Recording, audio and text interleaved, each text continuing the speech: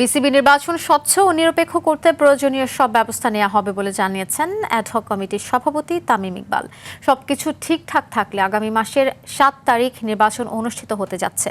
তফসিল অনুযায়ী মনোনয়ন জমার দিন বৃহস্পতিবার সকাল থেকেই মিরপুরের বিসিবি কার্যালয়ে আসতে থাকেন বিভিন্ন ক্লাবের কাউন্সিলর ও কর্মকর্তারা। বিস্তারিত মুমসাদ দিনুরের রিপোর্টে। তামিম ইকবালের নেতৃত্বাধীন অ্যাডহক কমিটির প্রতিশ্রুতি অনুযায়ী শুরু হয়েছে বিসিবি নির্বাচনের আনুষ্ঠানিক কার্যক্রম। তফসিল অনুযায়ী বৃহস্পতিবার মনোনয়নপত্র জমার দিনে ক্রিকেট বোর্ডে একে একে হাজির হন বিভিন্ন ক্লাব কর্মকর্তা ও বিসিবির কাউন্সিলররা। আসন্ন নির্বাচনে পরিচালক পদে লড়বেন বর্তমান অ্যাডহক কমিটির সভাপতি তামিম ইকবালও। তবে নির্বাচনী কার্যক্রম শুরুর পর থেকে বিসিবির পক্ষ থেকে কোনো ধরনের প্রভাব বিস্তার করা হবে না বলেও সাফ জানিয়ে দিয়েছেন তিনি। আমার আন্ডারে আমি যতটুকু পারি ফেয়ারনেস রেখে ইলেকশন করা সম্ভব ওই ইলেকশন করছি।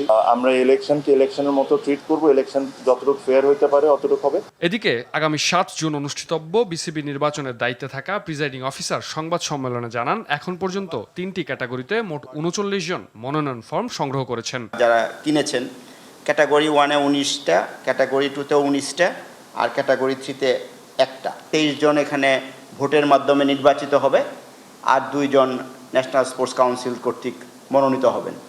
এইভাবেই এই বিসিবির যে পরিচালক বৃন্দের এই পরিষদটা গঠন করা হবে। আগামী 23 মে মনোনয়নপত্র বাছাই ও প্রার্থীদের তালিকা প্রকাশ করা হবে। এরপর 24 মে আপিল গ্রহণ ও শুনানি এবং 25 মে মনোনয়নপত্র প্রত্যাহারের শেষ দিন শেষে প্রকাশ করা হবে চূড়ান্ত প্রার্থী তালিকা।